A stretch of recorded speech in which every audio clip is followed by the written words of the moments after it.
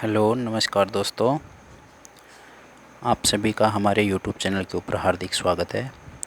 आज हम एचएसएससी के जितने भी आगे प्रीवियस ईयर के आगे जितने भी एग्ज़ाम होंगे उन सब के लिए जितने भी पीछे एग्ज़ाम कंडक्ट करवाए हैं एचएसएससी ने, हम उन्हीं के अकॉर्डिंग मॉक टेस्ट रख रहे हैं और उनका हम लाइव सॉल्यूशन वीडियो के थ्रू आपको करवाएंगे।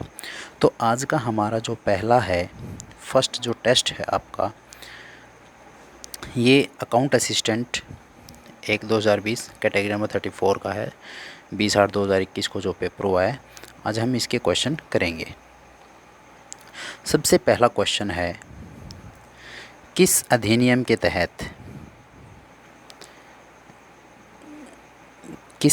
के तहत कलकत्ता सर्वोच्च न्यायालय की स्थापना हुई? किस अधिनियम के तहत, इंग्लिश में देखें तो under which act supreme court was established at Kolkata. तो इनमें से राइट आंसर क्या हो जाएगा?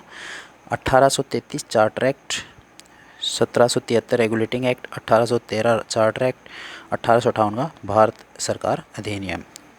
तो इसका जो सही और राइट आंसर होगा वो होगा option B, 1773 regulating act.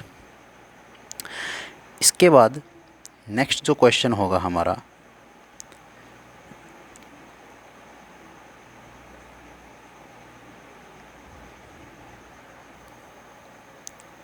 Next question है, पानीपत का दूसरा युद्ध कब हुआ? पानीपत का दूसरा युद्ध 1664, 1761, 1526, 56, ये आप सभी हर बार पढ़ते ही आ रहे हो। हरियाणा जीके का क्वेश्चन है, आसान सा। पानीपत की 3 लड़ाइयाँ, पहली लड़ाई कब हुई? 1526 में। इसमें कौन सी लड़ाई हुई है? पहली लड़ाई किस किस के बीच हुई? अगर हम बात करें तो ये हुई थी बाबर और इब्राहिम लोधी के बीच। बाबर और इब्राहिम लोधी के बीच, जिसमें विजय किसकी हुई थी? बाबर की विजय हुई थी। सेकंड जो है पानीपत का दूसरा युद्ध, वो कब हुआ था? 1556 ईस्वी में। 1556 में किस किस के बीच हुआ था? तो ये हुआ था आपका अकबर और हेमू के बीच। अकबर और हेमू के बीच, जिसमें विजय अगर बात करें तो किसकी हुई थी? अकबर की विजय हुई थी। तीसरी जो लड़ाई थी पानीपत की, वो किस किस के बीच हुई थी? 1761 में हुई थी वो लड़ाई। और अगर बात करें कि किसके बीच में हुई थी, तो ये अहमद शाह अब्दाली।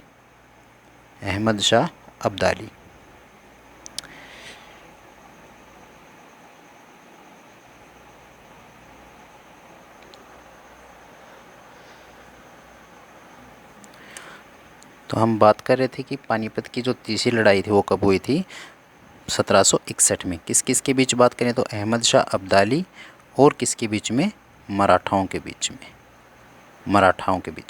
इसमें अगर बात करें तो हम विजय किसकी हुई थी? अहमद शाह अब्दाली की इसमें विजय हुई थी। तो इस क्वेश्चन का राइट आंसर क्या हो जाएगा? ऑप्शन नंबर डी, 1556 में पानीपत का दूसरा युद्ध हुआ था। चलते हैं हमारे नेक्स्ट क्वेश्चन की तरफ। इससे नेक्स्ट क्वेश्चन जो है, ये सब्जेक्ट रिलेटेड इसमें क्वेश्चन दे रखे हैं। हम अपने सब्जेक्ट के अकॉर्डिंग अपने जो हमारे सब्जेक्ट आते हैं, जैसे जो नॉर्मल जो सब्जेक्ट होते हैं उन्हीं के क्वेश्चंस हम पुटअप करेंगे। ये अकाउंट से रिलेटेड वगैरह के क्वेश्चन हैं, वो हम बाद में हम नहीं करेंगे उनको।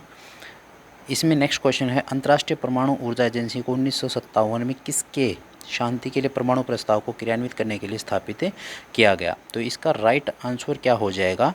ड्वाइट एसनहावर। ये आपको याद रखना पड़ेगा कि 1957 में जो अंतर्राष्ट्रीय परमाणु एजेंसी को शांति के लिए परमाणु प्रस्ताव को क्रियान्वित करने के लिए स्थापित किया गया था, ये किसने किया था? ये 1957 में, तो ड्वाइट एसनहावर ने इसको स्थापित किया था। नेक्स्ट जो क्वेश्चन है हमारा,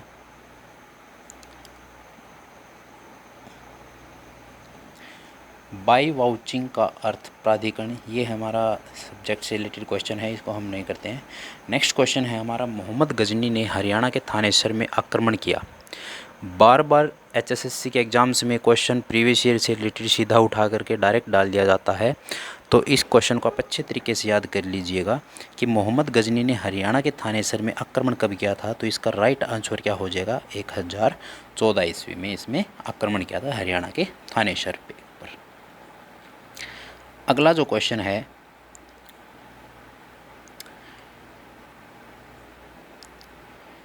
साइंस का क्वेश्चन है, वह ऊष्मा गति की प्रक्रिया जिसमें गैस पर या गैस द्वारा कोई कार्य नहीं किया जाता है, उसे हम क्या बोलते हैं? समतापीय प्रक्रिया, रुद्धोष्म प्रक्रिया, सम आयतनीय प्रक्रिया, समदाबीय प्रक्रिया। इसको इंग्लिश में देखते हैं हम। The thermodynamics process in which no work is done on or by the gas is. 4 process दे रखे हैं आपको।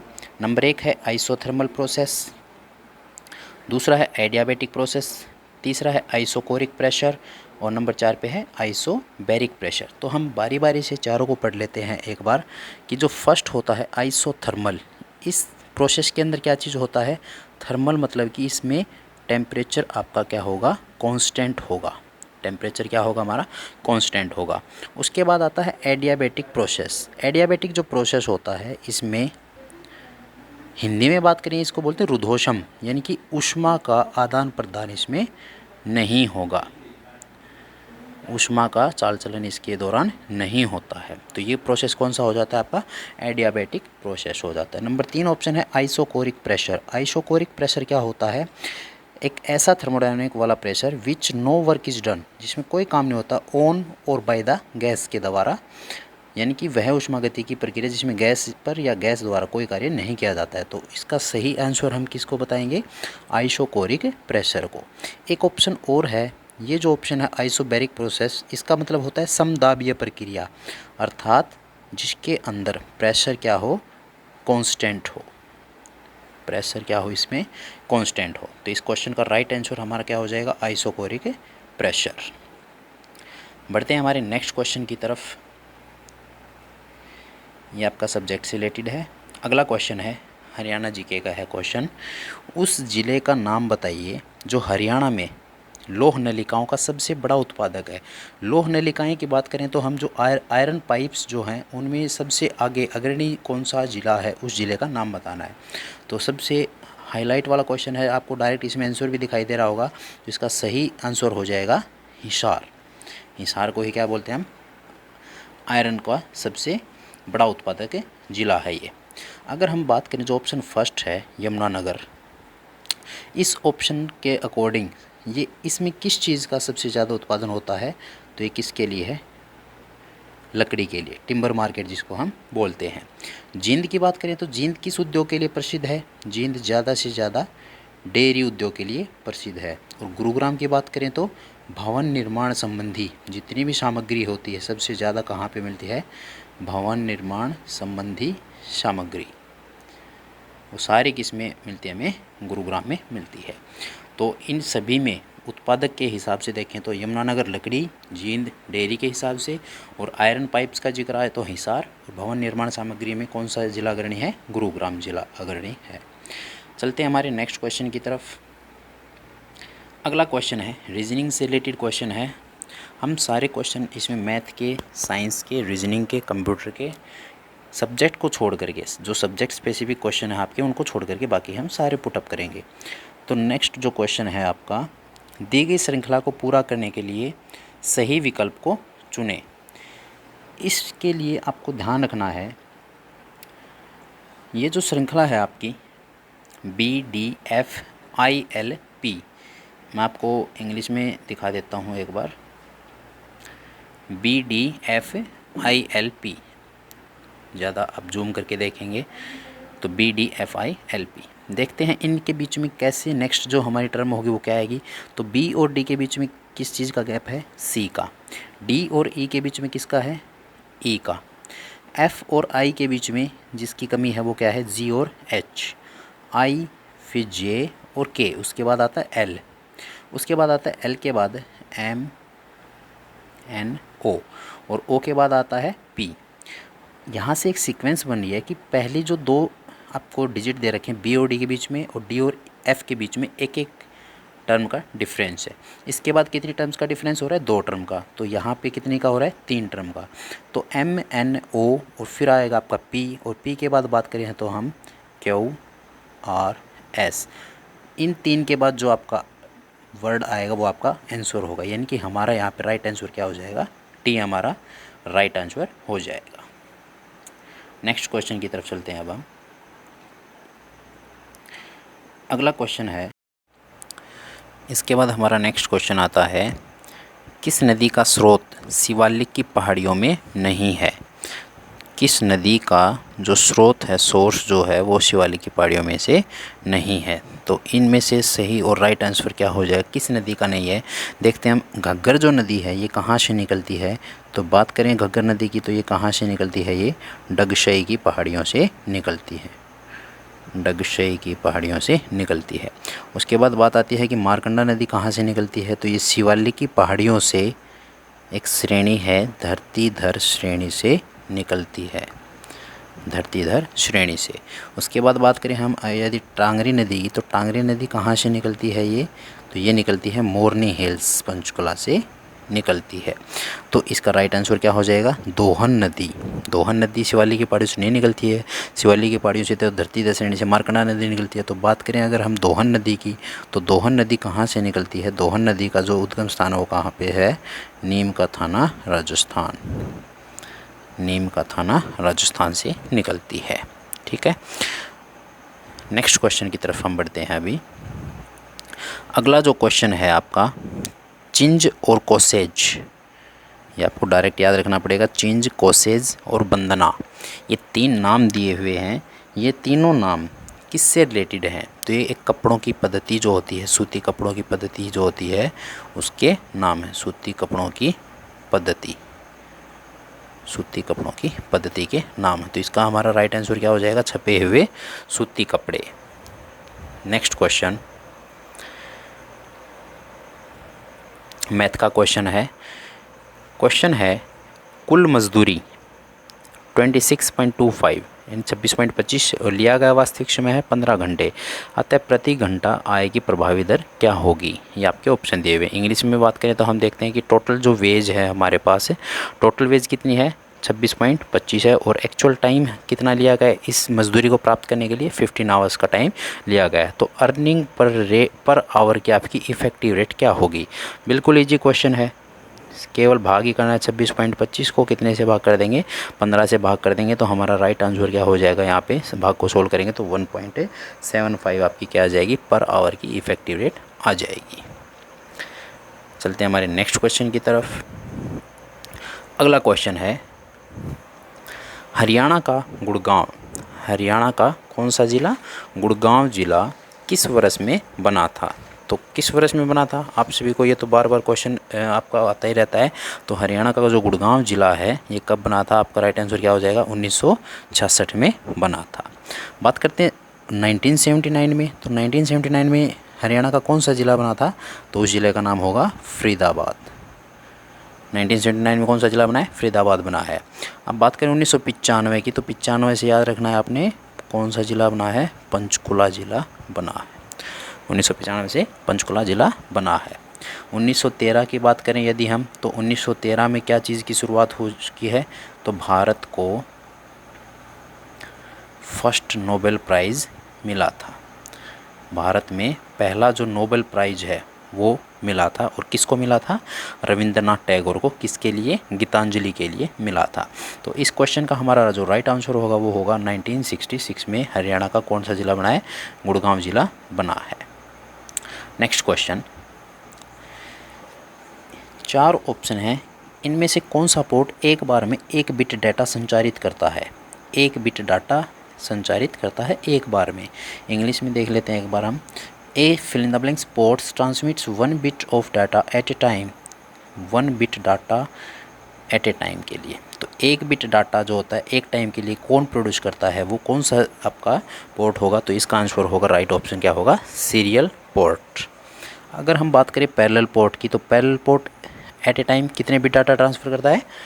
8 बिट ऑफ डाटा ट्रांसमिट करता है ये। ठीक है, कंप्यूटर के भी क्वेश्चन है इसके अंदर। नेक्स्ट क्वेश्चन जो होगा हमारा, अगला क्वेश्चन है नंबर 20। साइना नेहवाल ने कब हुए लंदन ओलंपिक्स में कांस्य पदक जीता? अब लंदन ओलंपिक कब हुए थे? 2012, 2008, 2004 और 2016। तो लंदन ओलंपिक्स कब हुए हैं आपके? 2012 में हुए हैं। अगर लंदन ओलंपिक्स 2012 में हुए हैं तो 2008 वाले ओलंपिक कहाँ हुए थे? तो इसका राइट आंसर क्या होगा? चीन की राजधानी कहाँ पे? बीजिंग में 2008 के ओलंपिक्स गेम हुए थे। उसके बाद बारी आती है 2016 की। तो 2016 वाले कहाँ होंगे? 2016 का जो ओलंपिक्स हुआ है वो कहाँ हुए? रियो में हुए हैं। तो रियो ओलंपिक्स जिसको कहा गया। तो अगर बात पूछी जाए कि रियो कहाँ पे पड़ता है, तो रियो कहाँ पे पड़ता है? ये रियो आपका पड़ता है किसमें? ब्राज़ील में। यहाँ से एक क्वेश्चन आपको और याद रखना है, 2000 का जो ओलंपिक हुआ था वो कहाँ पे हुआ था? सिडनी में हुआ था। एक यहाँ पे नया जो क्वेश्चन आपका यहाँ से पुटअप होता है, इम्पोर्टेंट क्वेश्चन है कि भारत में पहली बार ओलंपिक गेम्स का आयोजन कौन से वर्ष वाले का किया जाएगा? तो भारत में कौन से वर्ष वाला होगा? 2036, यानी कि 2036 के जो ओलंपिक वाले गेम्स होंगे वो कहाँ पे आयोजित किए जाएंगे? तो पहली बार किस में आयोजन हुआ होगा? उसका भारत में आयोजन होगा। नेक्स्ट क्वेश्चन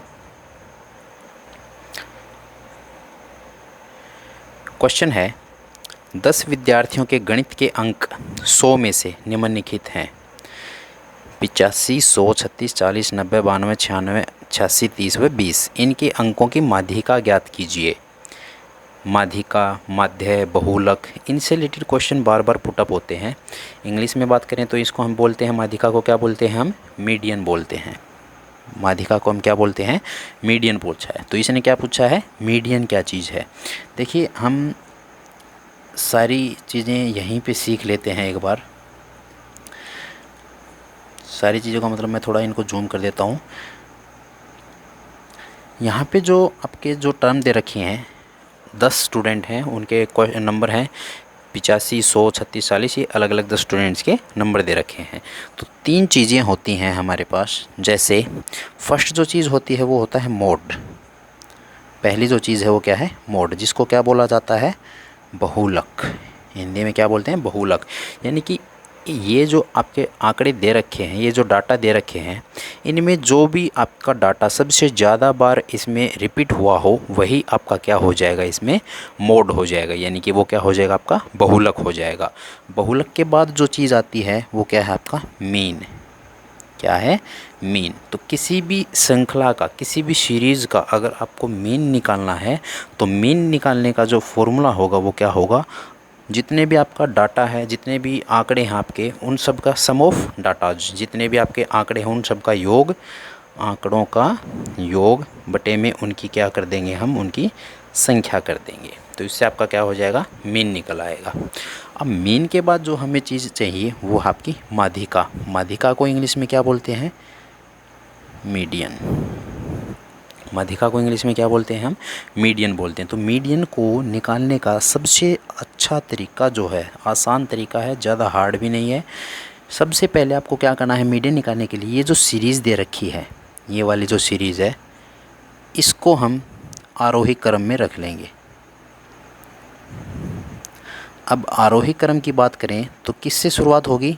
सबसे छोटा, छोटे से शुरुआत, फिर बड़ा, फिर इससे बड़ा, फिर इससे बड़ा, यूँ चलते जाएंगे आपके। ठीक है। तो पहले सबसे छोटी संख्या रखेंगे, फिर बड़ी रखेंगे, फिर उससे बड़ी, फिर उससे बड़ी। तो इनको हम रखते हैं एक बार। तो यहाँ पे सबसे पहले जो आएगा आपका आरोही क्रम में अगर हम रखें तो 20, 20 के बाद क्या आ जाएगा? 30 होगा, 30 के बाद होगा 36, 36 के बाद होगा 40, 40 के बाद होगा 85, 85 के बाद यहाँ पे क्या होगा? 86 होगा, और 86 के बाद यहाँ पे क्या होगा? 90, 90 के बाद 92, 92 के बाद 96, 92 के बाद 96, और 96 के बाद क्या होगा? यहाँ पे 100 होगा। ठीक है। तो ये आपके जो 10 के 10 नंबर थे, इनको हमने किस ऑर्डर में रखा है? आरोही क्रम में हम इनको रख चुके हैं। अब इनको आरोही क्रम में रखने के बाद इसने पूछा है क्वेश्चन में कि माध्यिका ज्ञात कीजिए। कितने अंक, कितने डाटा की माध्यिका पूछी है? तो 10 डाटा जो है आपके 10 विद्यार्थियों के जो डाटा है उनकी माध्यिका पूछी है। तो 10 आपकी n की वैल्यू कितनी है? 10 है यहाँ पे। तो इसका मैं क्या कर दूँगा? हाफ़ कर दूँगा। तो इसका हाफ़ कितना आ जाएगा? 5, यानी कि 5th जो हमारी टर्म है इनमें 1, 2, 3, 4 और 5, 5th टर्म कौन सी है हमारी? 85 और 86। तो हम इससे नेक्स्ट, और एक तो 5वां पॉइंट और एक छठा पॉइंट, इन दोनों को हम ले लेते हैं अलग से। तो 5वें नंबर पे है 85 प्लस नेक्स्ट छठे नंबर पे क्या है 86। इन दोनों के जोड़ का मैं क्या कर दूंगा, आधा कर दूंगा, तो आपका आंसर क्या आ जाएगा, उसकी माध्यिका आ जाएगी। तो इस क्वेश्चन का जो आपका राइट आंसर हो जाएगा वो क्या होगा 85.5। तो इसको जब हम जोड़ेंगे तो आप कर लेना, इसको सोल्व भी कर सकते हो आप। 6 5 11 1 8 8 16 और 1 17। इसका जब आप हाफ़ करोगे तो आपका आंसर कितना हो जाएगा 85.5 आपका आंसर आ जाएगा। तो इस तरीके से आप मीन मोड मीडियन तीनों क्वेश्चंस को आप वीडियो को पॉज कर करके तीनों फॉर्मूलों को अच्छे तरीके से नोट कर लीजिए कि किससे कौन सी चीज़ हम कैसे निकाल सकते हैं। ठीक है, चलिए अब हम नेक्स्ट क्वेश्चन की तरफ चलते हैं। हमारा अगला क्वेश्चन है 2011 के जनगणना के अनुसार हरियाणा का सबसे कम साक्षरता वाला ज़िला कौन सा है। 2011 की जो जनगणना है उसके अकॉर्डिंग हरियाणा का सबसे कम साक्षरता वाला ज़िला कौन सा है। तो सबसे कम साक्षरता वाला ज़िला कौन सा है, मेवात है। मेवात की साक्षरता पूछ ली जाए कितनी है भाई, तो कितनी है 54.08%। अच्छा, सबसे ज़्यादा पुरुष साक्षर इनमें से, इन चारों ऑप्शंस में से किसके पास हैं। महेंद्रगढ़, भिवानी और रेवाड़ी में से सबसे ज़्यादा पुरुष साक्षर, तो पुरुष साक्षर पूछ लिया जाए सबसे ज़्यादा पुरुष साक्षर तो किस में है, वो आपके रेवाड़ी में हो जाएंगे। अच्छा, सबसे ज़्यादा साक्षरता वाला ज़िला कौन सा हो जाएगा, गुरुग्राम हो जाएगा। सबसे ज़्यादा साक्षरता वाला ज़िला कौन सा, गुरुग्राम। महिलाएं सबसे ज़्यादा साक्षर किस में है, गुरुग्राम में है। और पुरुष पूछ लिया जाए तो किस में है, रेवाड़ी में है। ठीक है, हमारा नेक्स्ट जो क्वेश्चन है ये सब्जेक्ट स्पेसिफिक क्वेश्चन है। शब्द ऑडिट जो है शब्द ओडाया से व्युत्पन्न है। तो ये जो ऑडिट वर्ड है आपका, ये किस भाषा का शब्द है, तो ऑडिट वर्ड आपका किस भाषा का शब्द है, ये लैटिन भाषा का शब्द है। ठीक है, नेक्स्ट क्वेश्चन है हमारा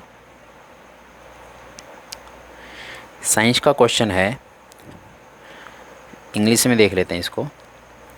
intramolecular hydrogen bonding is seen in. Intramolecular जो हाइड्रोजन बॉन्डिंग होती है वो इन चारों ऑप्शंस में हमें किसके पास देखने को मिलती है। तो इन चारों ऑप्शन में हमें किसके पास देखने को मिलती है, ओ हाइड्रोक्सीफेनॉल, ओ नाइट्रोफेनॉल, नाइट्रोबेंजीन और क्लोरोबेंजीन। तो आपको याद रखना है इंट्रामोलिकुलर हाइड्रोजन बॉन्डिंग अगर पूछ ली जाए तो इनमें से हमें किसके पास देखने को मिलती है, ओ नाइट्रोफेनॉल के पास देखने को मिलती है। ये क्वेश्चन आप याद रखेंगे। नेक्स्ट जो हमारा क्वेश्चन है ये सब्जेक्ट स्पेसिफिक है। इसके बाद क्वेश्चन है जो हमारा, हरियाणा के पिंजौर बाग का वास्तुकार कौन था। हरियाणा के पिंजौर बाग का वास्तुकार कौन था, यानी कि पिंजौर गार्डन जो है हरियाणा का, उसका आर्किटेक्ट कौन है। तो इनमें से आर्किटेक्ट इसका कौन सा है, ऑप्शन है जहांगीर, नवाब फिदाई खान, शाहजहां और इनमें से कोई नहीं। तो इसका राइट आंसर क्या हो जाएगा, नवाब फिदाई खान। ये क्या है, इसका हरियाणा के पिंजौर बाग का वास्तुकार है। तो इसका राइट आंसर क्या हो जाएगा, नवाब फिदाई खान। अच्छा, एक ऑप्शन है इसमें जहांगीर। जहांगीर का काल जो है, ये आपका नेशनल जीके का भी क्वेश्चन बनता है। जहांगीर का जो काल है वो किसके लिए जाना जाता है, तो किसके लिए जाना जाता है, ये चित्रकला का जो स्वर्णिम काल है वो किसके काल को बोला गया है, जहांगीर के काल को बोला गया है, चित्रकला का स्वर्णिम काल। एक ऑप्शन और है शाहजहां। तो शाहजहां का जो काल है, शाहजहां ने ताजमहल का निर्माण करवाया था। और यहाँ से आप याद रखेंगे कि इसका जो काल है वो किसके लिए जाना जाता है, स्थापत्य कला के लिए जाना जाता है, स्थापत्य कला के लिए जाना जाता है। तो किसका नाम है ये, शाहजहां का। तो इस क्वेश्चन का राइट आंसर क्या होगा, पिंजौर बाग का वास्तुकार कौन हो जाएगा, नवाब फिदाई खान। नेक्स्ट क्वेश्चन है हमारा एडवांस मैथ का आपका क्वेश्चन है, भूमि पर टावर के आधार से 30 मीटर दूर एक बिंदु से टावर के शीर्ष का उन्नयन कोण 30 डिग्री है, टावर की ऊंचाई कितनी होगी। बिल्कुल इजी सा क्वेश्चन है। एचएसएससी जब भी एडवांस मैथ पूछती है अपने एग्जाम्स में तो इस तरह का कोई ना कोई क्वेश्चन डाल देती है। अगर इंग्लिश में देख लेते हैं एक बार इसको हम, the angle of elevation of the top of a tower from a point on the ground which is 30 metre away from the foot of the tower is 30 degree, the height of the tower is, क्या होगी इनमें से। तो ये चार option आपके पास हैं। तो इस तरह के जब भी क्वेश्चन आते हैं, एक बार थोड़ा सा मैं ब्रीफ में आपको इंट्रोडक्शन देता हूँ। इस तरह के जो क्वेश्चंस आते हैं ये आपके क्वेश्चन जो हैं हाइट एंड डिस्टेंस के हैं। तो आप 3 डायग्राम आप याद रखोगे, क्योंकि हमारे लिए जो नॉर्मल जो क्वेश्चन होंगे हरियाणा वाले जितने भी क्वेश्चन आते हैं लगभग एडवांस मैथ के, वो इन डायग्राम से सोल्व आपके हो जाते हैं। तो ये जो मैंने 3 डायग्राम बनाए, तीनों कैसी ट्रायंगल हैं आपकी, समकोण त्रिभुज हैं 90 डिग्री वाली। ठीक है, यहाँ पे आपका 90 डिग्री होगा, यहाँ पे क्या होगा आपका 90 डिग्री हो जाएगा। थोड़ा बड़ा बना देता हूँ मैं एक बार इनको, 90 डिग्री। उसके बाद मान लीजिए यहाँ पे जो एक एंगल है ये है आपका 30 डिग्री।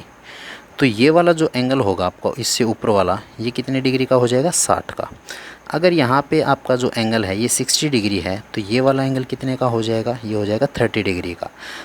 तीसरी जो हमारे पास पॉसिबिलिटी होगी वो होगी कि अगर ये 45 का है तो आपका ये एंगल भी कितने डिग्री का होगा, 45 डिग्री का हो जाएगा। तो 3 पॉसिबिलिटीज़ हैं हमारे पास कि एक जो एंगल है यहाँ पे 30 डिग्री का हो, एक यहाँ पे 60 हो और एक यहाँ पे 45 हो। तो आपको इसमें याद क्या रखना है, सिंपल सी बेसिक सी चीज़ें हैं। यदि हमारे पास फर्स्ट जो आपका डायग्राम है ये एंगल जो है आपका 30 डिग्री का बनता है, तो यहाँ से आपको याद रखना है कि यदि आपको 30 के सामने की वैल्यू दी गई हो, किसकी वैल्यू दी गई हो, 30 के सामने की वैल्यू दी गई हो या 60 के सामने की वैल्यू दी गई हो, दोनों को आप आसान तरीके से कर सकते हो। मान लीजिए एक बार देख लेते हैं हम, यदि 30 के सामने की कोई भी वैल्यू दे रखी है तो 60 के सामने वाली वैल्यू कितनी होगी। मान लीजिए ये वैल्यू x है, 30 के सामने की जो भुजा है 30 डिग्री वाले की, इसके सामने की भुजा की वैल्यू कितनी है, x डिग्री है ना, सॉरी x है इसकी वैल्यू। तो 60 डिग्री का जो एंगल है इसके सामने जो ये वाली जो आपकी भुजा होगी इसकी वैल्यू कितनी आ जाएगी, तो इसकी वैल्यू कितनी आ जाएगी, √3 x आपकी वैल्यू आ जाएगी। कितनी वैल्यू आ जाएगी, x√3। ठीक है, इसी से हम देखें अगले जो हमारी डायग्राम है आपका, और जो यहाँ पे जो आपका 90 डिग्री वाला एंगल है इसके सामने की भुजा भी पूछ ली जाती है कई बार। तो इस भुजा की हम वैल्यू कैसे निकालेंगे, तो छोटी भुजा का हम क्या कर देंगे, 2 गुना कर देंगे। तो छोटी भुजा कितनी है आपकी, x है, तो इसका 2 गुना कितना हो जाएगा, 2x हो जाएगा। ठीक है, इसके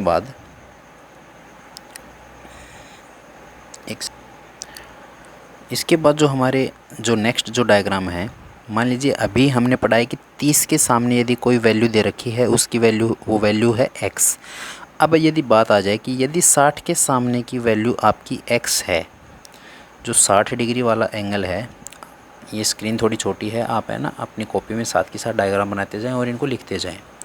60 के सामने की वैल्यू यदि मान लीजिए x है तो 30 डिग्री जो एंगल है आपका इसके सामने वाली भुजा कितनी हो जाएगी, यानी कि ये वाली भुजा आपकी कितनी होगी। तो 60 के सामने यदि x है तो 30 के सामने वाली भुजा कितनी हो जाएगी, x/√3। कितनी हो जाएगी, x/√3।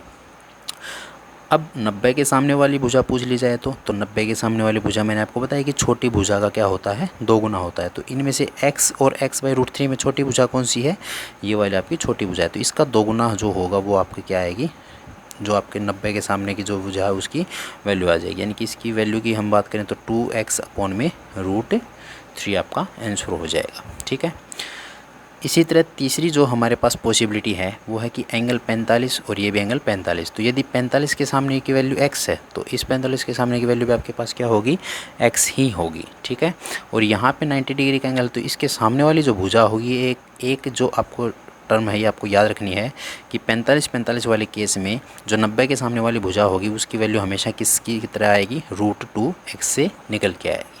तो ये 3 टर्म आपने याद रखनी है, तीनों डायग्राम आप अच्छे तरीके से याद रख लीजिए।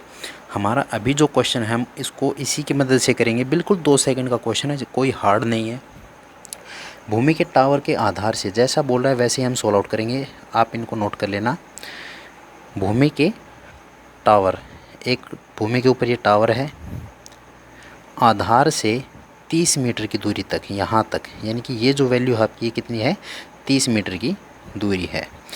एक बिंदु से टावर के शीर्ष का जो उन्नयन कोण है, यानी कि ये वाला जो आपका एंगल है, इस एंगल की वैल्यू कितनी है, 30 डिग्री है। ये आपका कितने का हो जाएगा, 90 डिग्री का। अब नीचे 30 था तो ये वाला एंगल आपका कितना हो जाएगा, 60 डिग्री का हो जाएगा।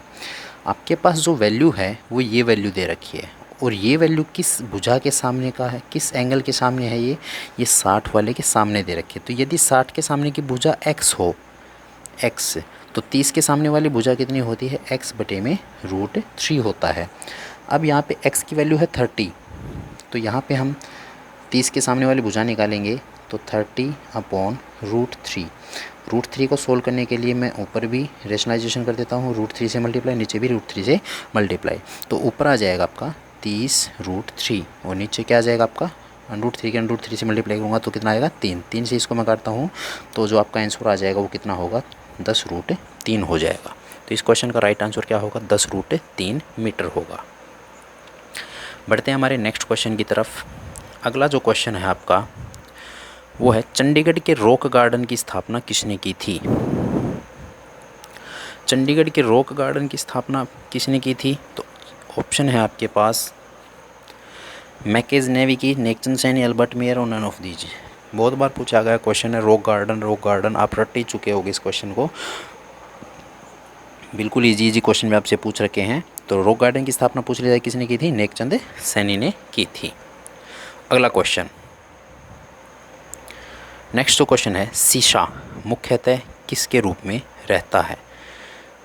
शीशा मुख्यतः किसके रूप में रहता है, ठीक है। तो ये जो निशान लगा रखे हैं इस पेपर के अंदर, आप इन निशान के अकॉर्डिंग मत जाइएगा क्योंकि किसी स्टूडेंट का सोल्व किया हुआ पेपर है। हमने इस क्वेश्चन को पीडीएफ के रूप में उठाया, इस क्वेश्चन पेपर को हम इसको सोल्व कर रहे हैं, ठीक है।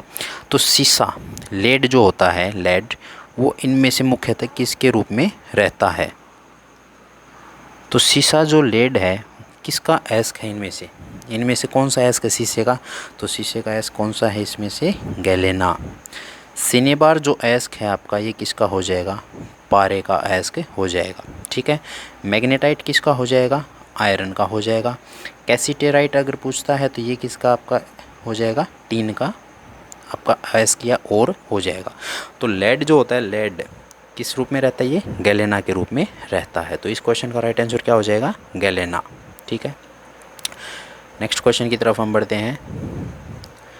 अगला जो क्वेश्चन है हमारा, हरियाणा की प्रत्येक पंचायत समिति विभिन्न समितियों की नियुक्ति कर सकती है। प्रत्येक समिति में अध्यक्ष सहित अधिकतम कितने सदस्य होने चाहिए? तो अध्यक्ष के समेत अगर पूछता है, प्रत्येक पंचायत समिति में समितियों की नियुक्ति कर सकती है प्रत्येक अन्य प्रकार की, तो प्रत्येक समिति में अध्यक्ष सहित कितने सदस्य होंगे? तो इस क्वेश्चन का राइट आंसर क्या हो जाएगा? 6 सदस्य होंगे, ठीक है। अगला क्वेश्चन, साफ्टा करार जुड़ा है, किससे जुड़ा है?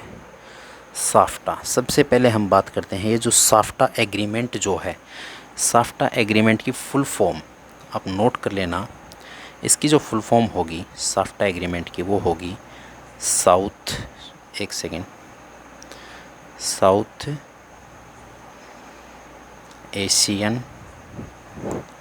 Free trade area. ये किसकी फुल फॉर्म हो गई है? ये साफ्टा की फुल फॉर्म है, south Asian free trade area. Note कर लेना इन फुल फॉर्म्स को। ये जो साफ्टा है, ये जो हमने लिखा है, इसकी स्थापना अगर पूछी जाए तो कब हुई थी इसकी स्थापना? 6 जनवरी 2004 को हुई थी। कब हुई थी? 2004 को, 6 जनवरी 2004 को इसकी स्थापना हुई थी, 6 जनवरी 2004, ठीक है। इससे नेक्स्ट हम बढ़ते हैं। अच्छा, ये जो साफ्टा एग्रीमेंट है ये इनमें से किससे रिलेटेड है? क्वेश्चन आपसे जो पूछा है कि साफ्टा करार जो है इनमें से किससे जुड़ा हुआ है, तो किससे जुड़ा हुआ है? आपका राइट आंसर क्या होगा? सार्क से जुड़ा हुआ है। किससे जुड़ा हुआ है? सार्क से। तो हमारा राइट आंसर क्या होगा यहाँ पे? सार्क। अब बात करते हैं सार्क की फुल फॉर्म क्या होती है, तो ये भी आप जिसको नहीं पता है वो नोट कर लेना। सार्क की जो फुल फॉर्म होती है वो क्या होती है? South Asian association, south Asian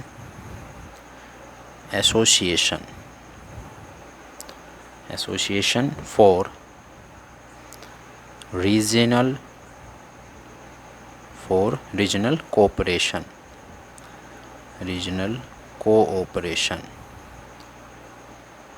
क्या हो जाएगा? South Asian association for regional cooperation, ठीक है। अब यहाँ से अगर क्वेश्चन मान लीजिए ऐसा पूछ भी लिया जाता है कि सार्क में कौन कौन से देश शामिल होते हैं, तो सार्क में अफ़गानिस्तान है, बांग्लादेश है, भूटान है, भारत, मालदीव, नेपाल, श्रीलंका और पाकिस्तान।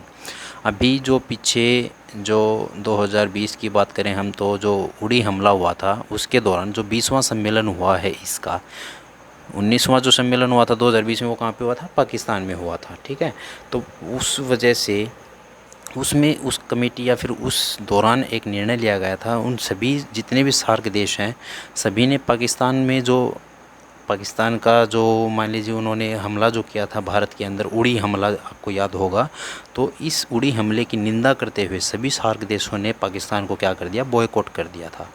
तो मानने को हम क्या कहेंगे कि इनमें कितने देश हैं? वैसे तो 8 हैं, और पाकिस्तान को बॉयकॉट करने के बाद कितने हैं? 7 देश बचते हैं। ठीक है, तो इस क्वेश्चन का राइट आंसर क्या हो जाएगा? सार्क हो जाएगा। यहाँ पे एक ऑप्शन और है, NAM, एन, जो सेकंड ऑप्शन आपका NAM। तो इस क्वेश्चन, इस ये जो आपका नाम है इसकी फुल फॉर्म क्या हो जाएगी? तो नॉन अलाइंड मोमेंट। ये जो है आपका नॉन अलाइंड मोमेंट, ये इसकी फुल फॉर्म हो जाएगी। तो नॉन अलाइंड जो मोमेंट है ये 120 देशों का एक समूह है, नॉन अलाइंड मोमेंट। अगला जो होगा, एक ऑप्शन और है एशियन। इस क्वेश्चन वैसे राइट आंसर ये है। तो अगला जो आपका ऑप्शन है वो है एशियन। एशियन की फुल फॉर्म क्या होती है? Association of south east Asian Nations. ठीक है, ये नोट कर लेना आप, मैं यहाँ पे लिख भी दे रहा हूँ।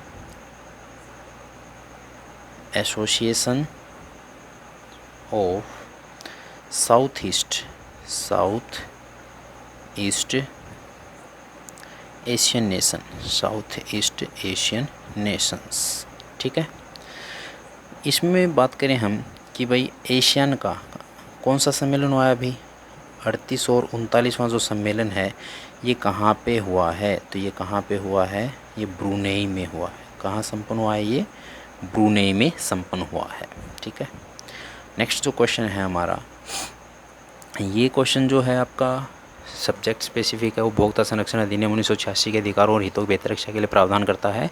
तो इस क्वेश्चन का राइट आंसर क्या हो जाएगा? उपभोक्ता हो जाएगा। ठीक है, इससे नेक्स्ट जो क्वेश्चन है आपका, अगला जो क्वेश्चन है, लिबेरो शब्द निम्न में से किस खेल से संबंधित है? वास्तव में अगर हम देखें, जिसको गेम की थोड़ी बहुत नॉलेज होगी, तो लिबेरो जो वर्ड होता है इसको हम नॉर्मल अपनी आमचाल की भाषा में हम बोलते हैं लिब्रो। तो लिब्रो जो वर्ड है ये किस गेम से संबंधित है? किस में गेम में होता है? ये वॉलीबॉल में होता है। ठीक है, नेक्स्ट जो क्वेश्चन है आपका, ध्यान से पढ़ लीजिए इस क्वेश्चन को, आपको सोल्व करके देखना है। ये ABCDE और F एक परिवार के 6 सदस्य हैं। A B की माँ है जो D का पति है, F C के माता या पिता का भाई है, D E की बहू है और उसका कोई भाई बहन नहीं है, C D का पुत्र है। तो F का D से क्या संबंध है? ठीक है, जिसको क्वेश्चन इंग्लिश में देखना है वो इसमें देख सकता है। ABCDEF ये 6 मेंबर हैं, तो A is the mother of B। आप इसका स्क्रीनशॉट ले लीजिए, आप इसको क्वेश्चन को वीडियो को पॉज करके आप चेकआउट कर सकते हैं। हम इसको सोल्व करेंगे अभी। इस क्वेश्चन में कितने मेंबर हैं? 6 मेंबर हैं। ठीक है, पहली जो लाइन है A B की क्या है? माँ है, यानी कि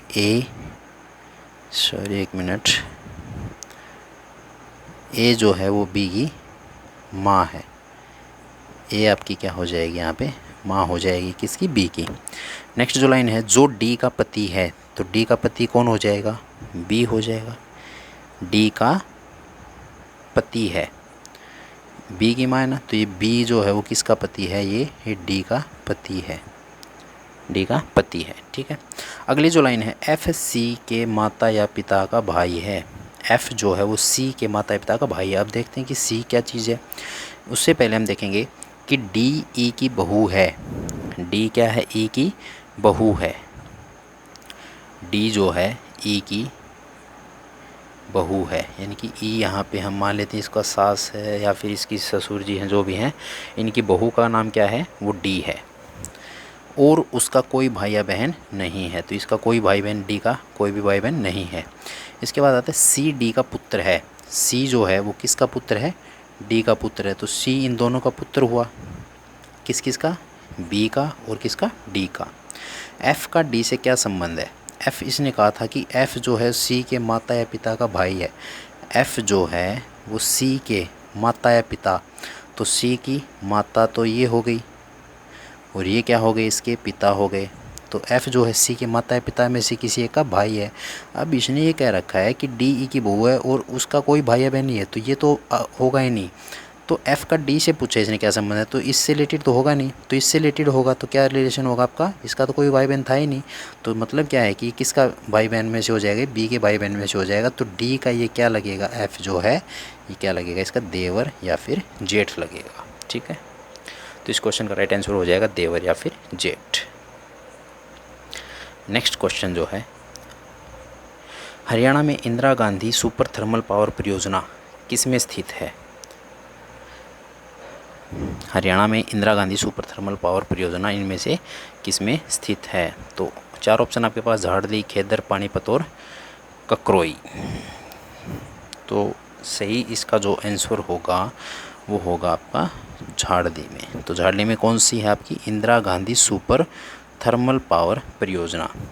यहाँ पे हम पढ़ते हैं, ये जो परियोजना है आपकी, ये जो परियोजना है आपकी सबसे बड़ी थर्मल पावर परियोजना है। कितने मेगावाट की है ये, तो ये है आपकी 1500 मेगावाट की परियोजना है। 1500 मेगावाट की किसके अंदर है, ये झाड़ली के अंदर है। उसके बाद बात करते हैं हम खेदर के अंदर क्या चीज़ है। तो खेदर के अंदर कौन सी है, राजीव गांधी। खेदर के अंदर कौन सी है, राजीव गांधी तापीय विद्युत परियोजना, जो कि कितने मेगावाट की है, 1200 मेगावाट की है। राजीव गांधी तापीय परियोजना जो कि कहाँ पे है, खेदर में है। उसके बाद नेक्स्ट आता है पानीपत। पानीपत के अंदर कौन सी है, पानीपत के अंदर क्या है, पानीपत तापीय विद्युत परियोजना। पानीपत तापीय विद्युत परियोजना ये कितने मेगावाट की है, तो ये 1367 पॉइंट समथिंग की मेगावाट की है। ठीक है, 1367.80 मेगावाट की ये है। तो इस क्वेश्चन और इसके बाद हम पूछते हैं कि ये जो ककरोई जो ऑप्शन में दे रखा है, ककरोई कहाँ पे पड़ता है, ककरोई है ये सोनीपत में पड़ता है। कहाँ पे पड़ता है, ये सोनीपत में पड़ता है। सोनीपत के अंदर सूक्ष्म जल विद्युत परियोजना कहाँ पे है, सूक्ष्म जल विद्युत परियोजना, तो आपका आंसर क्या हो जाएगा, ककरोई हो जाएगा। तो इस क्वेश्चन का जो आपका राइट आंसर होगा वो क्या होगा, झाड़ली होगा। अगला क्वेश्चन, पूजा की उम्र सुरेश से अधिक है, पूजा की उम्र मुकेश से अधिक है। पूजा की उम्र किससे अधिक है, मुकेश से अधिक है। तो पूजा की उम्र किससे अधिक हो गई, मुकेश से अधिक हो गई। दूसरी लाइन कहता है कि सुरेश की उम्र पूजा से अधिक है, यानी कि सुरेश जो है वो किससे अधिक है, पूजा से इसकी उम्र अधिक है। तीसरी लाइन कहता है कि मुकेश की उम्र किससे अधिक है, सुरेश से अधिक है। तो सुरेश से तो मुकेश की उम्र कम है। तो इसमें पूछा है कि प्रथम दो वक्तव्य से हैं, तो तीसरा वक्तव्य क्या होगा। तो तीसरा वक्तव्य आपका जो पहला ऑप्शन है आपका, ये हिंदी में गलत छपा हुआ है, इसका पहला जो ऑप्शन है आपका वो क्या है, फॉल्स। दूसरा ऑप्शन है ट्रू। तो इनमें से कौन सा हो जाएगा, तो जो तीसरा जो आपका वाक्य है, ये वाला वाक्य है, यह क्या है आपका, फॉल्स है। ठीक है, तो इस क्वेश्चन का राइट आंसर क्या हो जाएगा, फॉल्स हो जाएगा। ठीक है, ये यहाँ पे इंग्लिश में दे भी रखा है। तो जब भी आपको इस तरह की सिचुएशन अगर मान लीजिए आती है कि हिंदी में समझ में ना आए, तो आप इंग्लिश को प्रेफर कीजिए। यदि प्रिंटिंग में भी कोई मिस्टेक है तो सबसे HSC या जो भी कमीशन होता है वो कहता है कि कौन सा माना जाएगा, आपका इंग्लिश वाला जो पोर्शन दे रखा है वही मान्य होगा। ठीक है, नेक्स्ट जो हमारा क्वेश्चन है, मारकंडा नदी हरियाणा में किस जिले से प्रवेश करती है, मारकंडा नदी हरियाणा में किस जिले से प्रवेश करती है। तो मारकंडा नदी हरियाणा में किस जिले से प्रवेश करती है, तो मारकंडा नदी हरियाणा में किससे प्रवेश करती है, अम्बाला से प्रवेश करती है। मारकंडा नदी निकलती कहाँ से है, तो अभी थोड़ी देर पहले ही बताया था आपको, शिवालिक की जो पहाड़ियाँ हैं कौन सी, धरतीधर श्रेणियों से निकलती है। शिवालिक की पहाड़ी में कौन सी है, धरतीधर श्रेणी से निकलती है। यहाँ पे आपको जो क्वेश्चन याद रखना है मारकंडा के बारे में, मारकंडा का जो प्राचीन नाम है, इसका प्राचीन नाम जो होगा वो क्या है, अरुणा। क्या नाम है, अरुणा। एकमात्र ऐसी नदी जिसमें सोना पाया जाता है, एकमात्र ऐसी नदी जिसमें सोना पाया जाता है। तो इसका पुराना नाम भी पूछ लिया जाए तो क्या होगा, मारकंडा का पुराना नाम क्या होगा, अरुणा हो जाएगा। नेक्स्ट क्वेश्चन जो है आपका कंप्यूटर से रिलेटेड क्वेश्चन है, दूसरी पीढ़ी के कंप्यूटरों की विशेषता उसके क्या थे। देखिए क्वेश्चन है आपका कंप्यूटर की जनरेशन से रिलेटेड है। तो कंप्यूटर की कितनी जनरेशन आ चुकी हैं? 5 जनरेशन आ चुके हैं। अभी हाल फिलहाल में आपकी कौन सी चली हुई है? 5वीं जनरेशन आपकी चली हुई है। तो बात करते हैं अगर हम फर्स्ट जनरेशन की, तो पहली जो जनरेशन थी इनमें किस चीज़ का यूज हुआ था? तो फर्स्ट जो जनरेशन थी आपकी, इसमें किसका यूज़ हुआ था? वैक्यूम ट्यूब्स का यूज हुआ था। किसका यूज हुआ है? वैक्यूम ट्यूब्स का यूज हुआ है। सेकंड जो जनरेशन है इसमें किस चीज़ का यूज हुआ है? तो इसमें यूज हुआ है हमारा किसका? ट्रांजिस्टर्स का। सेकंड जो है आपके किस का यूज हुआ है? ट्रांजिस्टर का। थर्ड जनरेशन में किसका यूज हुआ है? आईसी का, इंटीग्रेटेड सर्किट का यूज हुआ है। आईसी चिप की अगर खोज की बात की जाए तो जेम्स किल्वी ने इसकी खोज की थी। ठीक है। फोर्थ और फिफ्थ, चौथी और 5वीं जनरेशन अभी रनिंग में हैं। तो फोर्थ जनरेशन में आईसी के बाद क्या आई? VLSI।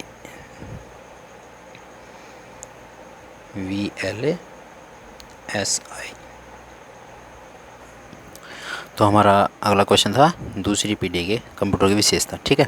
तो फोर्थ जो जनरेशन थी आपकी, इसमें किसका यूज हुआ है? VLSI का, वेरी लार्ज स्केल इंटीग्रेशन का इसमें यूज हुआ है। और फिफ्थ जो जनरेशन है इसमें किसका यूज हुआ है? ULSI का, अल्ट्रा लार्ज इंटीग्रेटेड जो सर्किट आपका है उसका यूज हुआ है। स्केल इंटीग्रेशन का आपका इसमें यूज हुआ है। तो फोर्थ में VLSI, फिफ्थ में ULSI, सेकंड में किसका यूज हुआ है? ट्रांजिस्टर का। तो इस क्वेश्चन का राइट आंसर क्या होगा? ट्रांजिस्टर आपका राइट आंसर हो जाएगा। ठीक है। नेक्स्ट जो क्वेश्चन है हमारा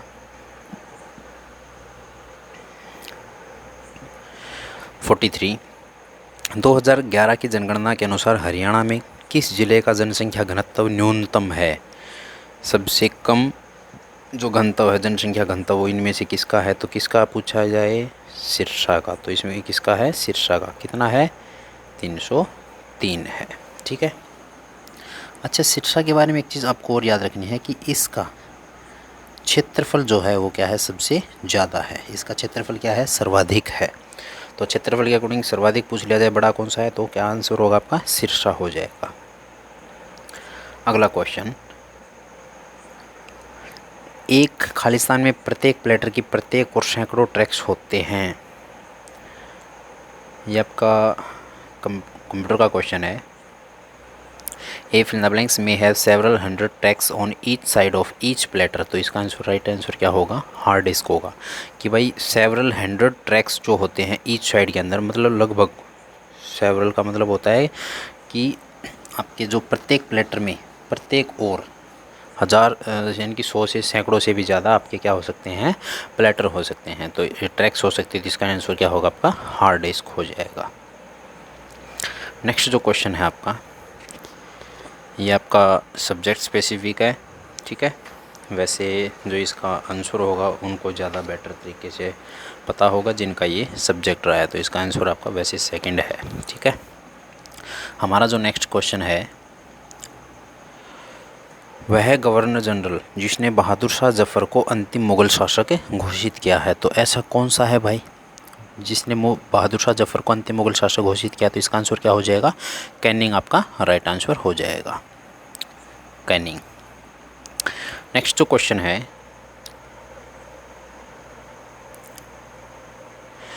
कौन सा शहर हरियाणा के पेरिस के नाम से प्रसिद्ध है? तो हरियाणा का पेरिस पूछा जाता है। तो हरियाणा का पेरिस कौन सा है इनमें से? तो आपका राइट आंसर क्या हो जाएगा? हरियाणा का पेरिस किसको बोला जाता है? करनाल को हरियाणा का पेरिस बोला जाता है। तो आपका राइट आंसर क्या हो जाएगा यहाँ पे? करनाल। अम्बाला को किस नाम से जानते हैं? अम्बाला को विज्ञान नगरी। अम्बाला का दूसरा नाम क्या है? विज्ञान नगरी। ठीक है। उपकरणों का शहर भी बोला जाता है इसको। उसके बाद आता है पानीपत। पानीपत को किसका नाम बोला जाता है? सिटी ऑफ वीवर्स, या फिर वीवर्स को हिंदी में बोलते हैं बुनकरों का शहर। पढ़ा होगा आपने। बुनकरों का शहर कौन सा है इनमें से? पानीपत है। उसके बाद आता है झज्जर। झज्जर के बारे में क्या जानते हैं यहाँ पे? शहीदों का शहर। शहीदों का शहर क्या है? झज्जर है। ठीक है। तो इस क्वेश्चन का राइट आंसर क्या हो जाएगा? करनाल आपका राइट आंसर हो जाएगा। नेक्स्ट क्वेश्चन, आयतन V में, आयतन V का मतलब होता है वॉल्यूम में, बंद एक गैस के द्वारा लगाया गया दाब P प्रेशर के लिए गैसों का गतिज सिद्धांत सूत्र PV is equal to 1/3 NmV-2 इसकी पावर है। तो इसमें Nm क्या दर्शाता है? वैसे क्वेश्चन देखा जाए तो ये काइनेटिक थ्योरी से रिलेटेड है, साइंस का क्वेश्चन है। The kinetic theory of gases gives the formula PV is equal to 1/3 NmV-2 for the pressure P exerted. तो इस क्वेश्चन में आपका जो राइट आंसर होगा, Nm किसको रिप्रेजेंट करता है? तो इनमें से Nm किसको रिप्रेजेंट करता है? Nm का मतलब ये क्या है? The mass of the gas present in the volume V। तो ये आपका राइट आंसर हो जाएगा, सेकंड आंसर इसका राइट आंसर है। अगला जो क्वेश्चन है आपका इम्पोर्टेंट क्वेश्चन है, हरियाणा के रेवाड़ी रेलवे हेरिटेज म्यूजियम में विश्व की सबसे पुरानी कार्यरत भाप की इंजन है, उसे क्या बोलते हैं?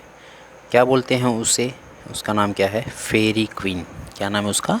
फेरी क्वीन है। ठीक है। रेवाड़ी रेलवे हेरिटेज म्यूजियम, इसकी स्थापना अगर आपसे पूछ ली जाए तो नोट कर लेना, इसकी स्थापना की गई थी 1893 में इसकी स्थापना हुई थी। यहाँ पे एक ऑप्शन है शिमला कालका एक्सप्रेसवे।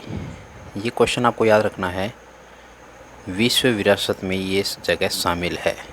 विश्व विरासत स्थल इनकी जो लिस्ट है, वर्ल्ड हेरिटेज लिस्ट, उसमें ये स्थान शामिल है। तो इसका क्वेश्चन का राइट आंसर क्या होगा आपका? फेरी क्वीन। नेक्स्ट क्वेश्चन,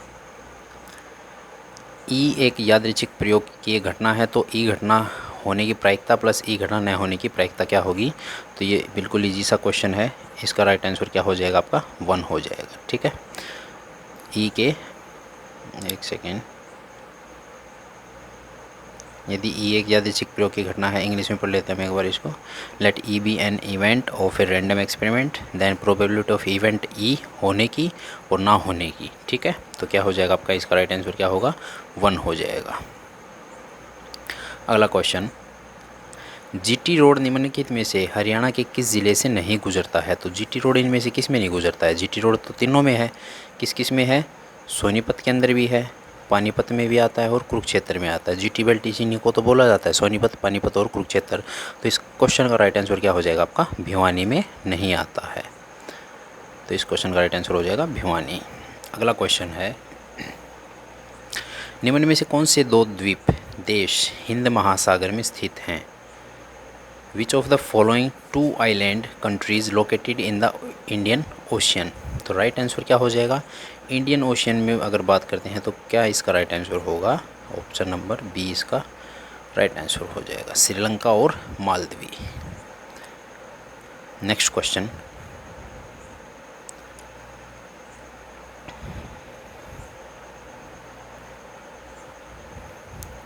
अगला क्वेश्चन है, asbestos is found in which district of Haryana? Asbestos Haryana के किस ज़िले में पाया जाता है? तो खनिजों का शहर, खनिजों वाला ज़िला कौन सा है आपका? महेंद्रगढ़ है। तो इस क्वेश्चन का राइट आंसर क्या हो जाएगा?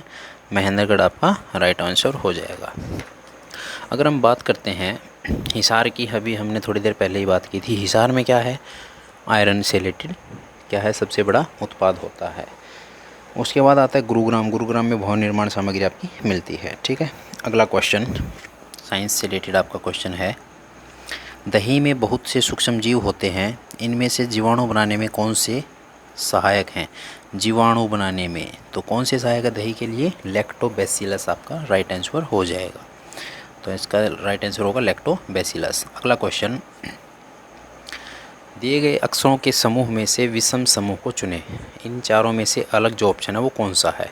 चारों ऑप्शन को आप जब पढ़ेंगे तो आपको पता लग जाएगा कि जैसे ऑप्शन बी है ABCDE सीरीज में है, KLMNO FGHIJ, लेकिन ये वाला जो है आपका ऑप्शन ए, ये आपका सीरीज में नहीं है। तो इसलिए आपका राइट आंसर क्या हो जाएगा? ये हो जाएगा ऑप्शन नंबर ए। अगला क्वेश्चन, चंडीगढ़ के उच्च न्यायालय की इमारत का डिज़ाइन किसने तैयार किया था? चंडीगढ़ के उच्च न्यायालय की इमारत का डिज़ाइन किसने तैयार किया था? चंडीगढ़ का निर्माण करता है कौन है? ली कार्बूजियर। तो उसी ने इन चीज़ों का डिज़ाइन तैयार किया था, ली कार्बूजियर। अगला क्वेश्चन, किस जगह को हरियाणा की पित्तल नगरी कहते हैं? पित्तल नगरी, तो पित्तल नगरी किसको बोला जाता है? ऑप्शन आपके पास जगाधरी, कैथल, कुंडली, नारनौल। सिंपल सा ऑप्शन दिखाई दे रहा होगा आपको। क्या इसका आंसर सही क्या होगा? जगाधरी। उम्मीद करते हैं आपके सारे क्वेश्चन जो आपने पढ़ रखे हैं वो आपके अच्छे तरीके से रिवाइज हो रहे हैं। अगला जो क्वेश्चन है आपका इम्पोर्टेंट क्वेश्चन है। किस वर्ष में चंडीगढ़ को भारत का पहला धुआं मुक्त शहर घोषित किया गया? तो भारत का पहला धुआं मुक्त शहर कौन? चंडीगढ़। कब? 2007 में इसको घोषित किया गया था।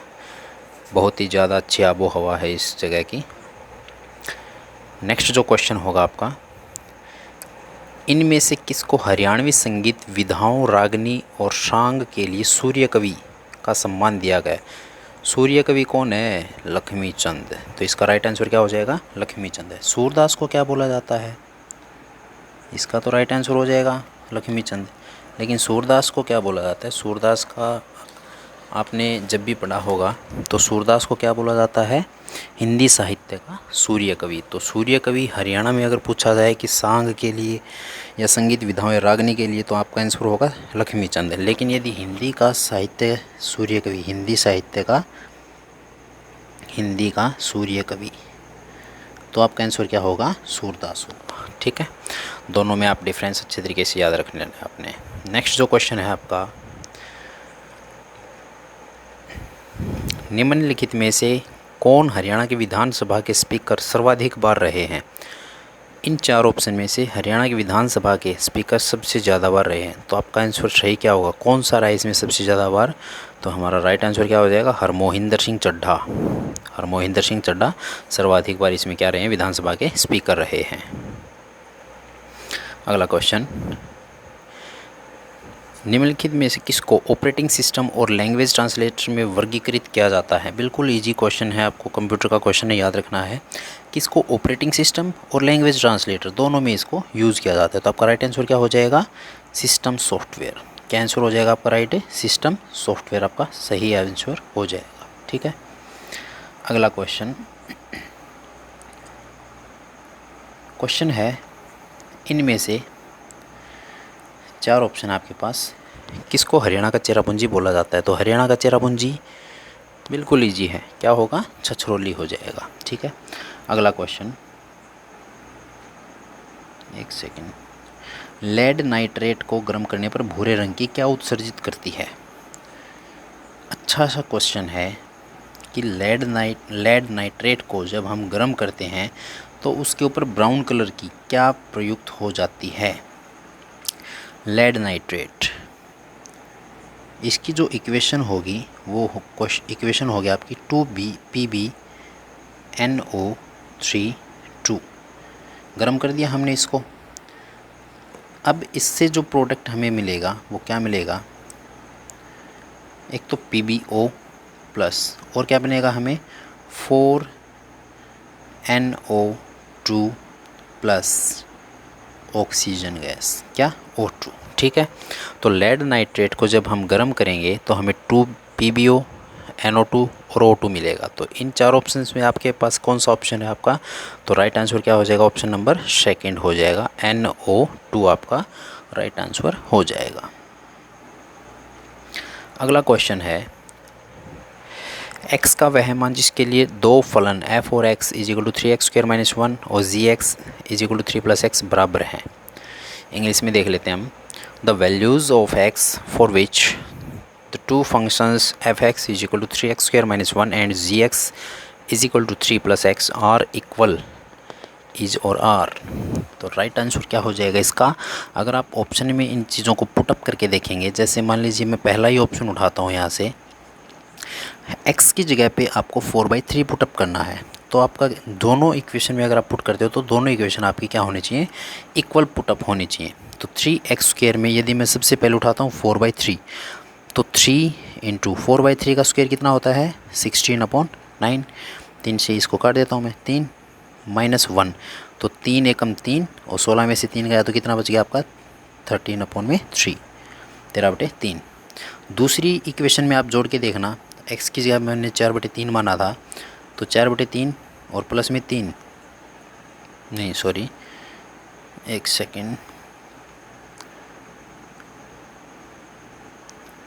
हाँ, तो क्या माना है हमने, 3 प्लस x की जगह पे हम क्या करेंगे, 4/3, तो 3 या 9 और 4 13। अब भी यहाँ पे आपका आंसर कितना आ रहा है, 13/3 आ रहा था। हमें ये तो चाहिए दोनों तरफ से बराबर चाहिए, ठीक है। तो एक तो 4/3 हो गया, कौन सी ऑप्शन में है, यही ऑप्शन है। एक -1 और रख के देख लेते हैं, -1 का स्क्वायर कितना हो जाएगा, यहाँ पे अगर हम इसको रखेंगे तो 1 हो जाएगा, 1 की मल्टीप्लाई 3 से करेंगे तो 3, 3 -1 कितना हो जाएगा, 2 हो जाएगा, और यहाँ पे करेंगे तो 3 और -1 ये भी कितना हो जाएगा, 2 हो जाएगा। तो आपका जो पहला ऑप्शन है आपका इसमें वेरीफाई हो रखा है। तो आपका सही और राइट आंसर क्या हो जाएगा, 4/3 इंटू -1। अगला क्वेश्चन,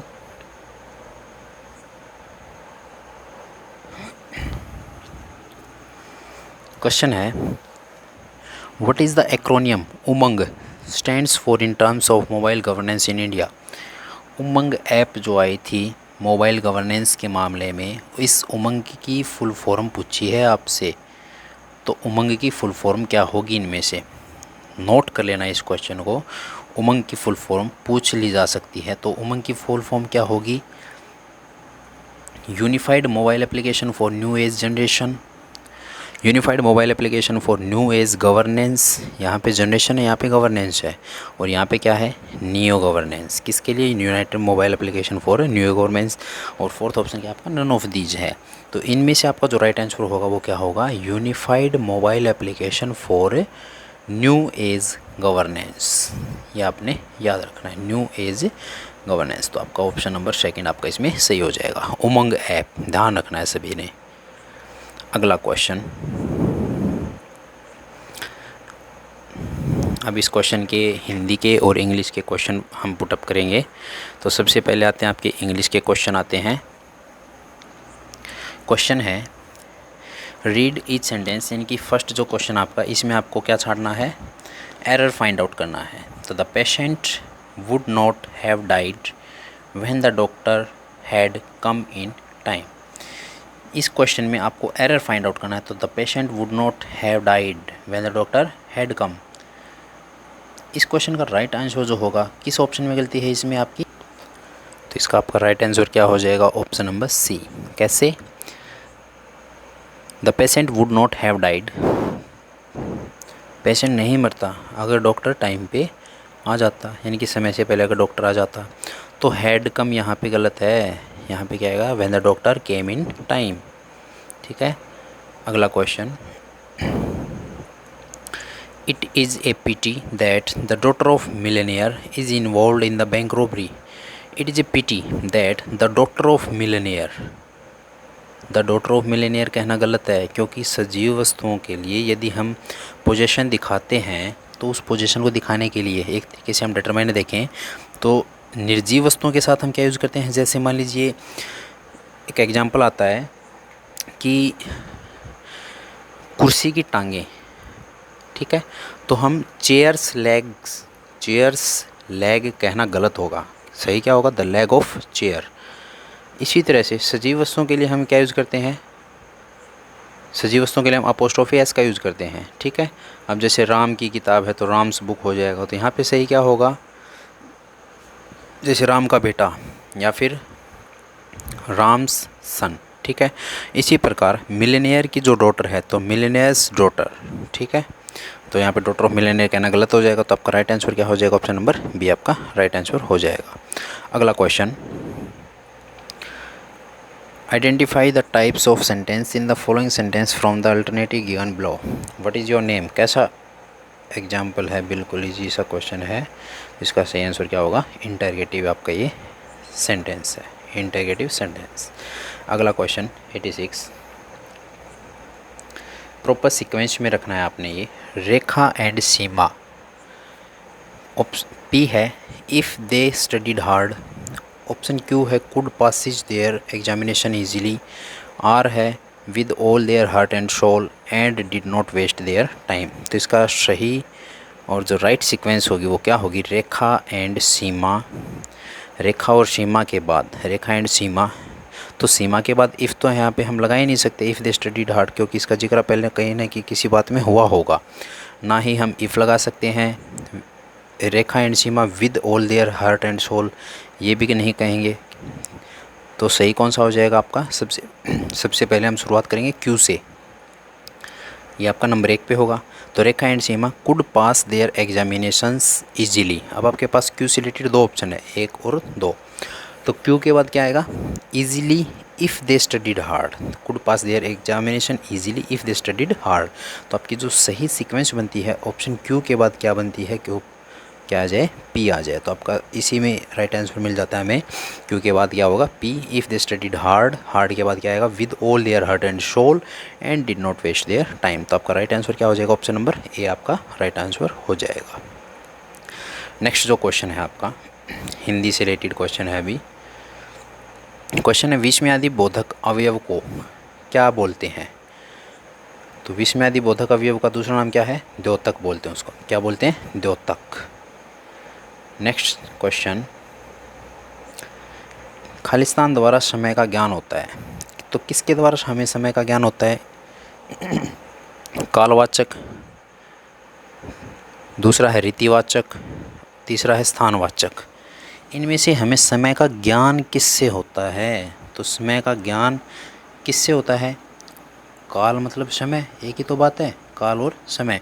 तो आपका राइट आंसर क्या हो जाएगा? कालवाचक क्रिया विशेषण। ठीक है, ये वैसे गलत है, इसने जो लगा रखा है ये। तो आपका राइट आंसर क्या हो जाएगा? कालवाचक क्रिया विशेषण।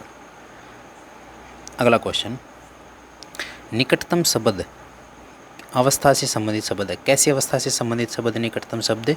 निकटतम जैसे एडजेक्टिव की डिग्रियाँ जो होती हैं, पॉजिटिव, कंपैरेटिव और सुपरलेटिव, उसी प्रकार है यहाँ पे ये।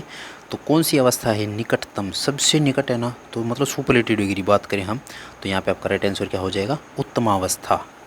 इजी सा क्वेश्चन है। नेक्स्ट है संबंध कारक किसे कहते हैं? संबंध कारक बार बार आपने पढ़ा भी होगा छोटी क्लासों में कि भाई संज्ञा अथवा सर्वनाम के जिस रूप से उनका संबंध वाक्य के अन्य शब्द संज्ञा शब्दों के साथ से जाना जाए वही क्या होता है? आपका संबंध कारक होता है। तो आपका राइट आंसर क्या हो जाएगा?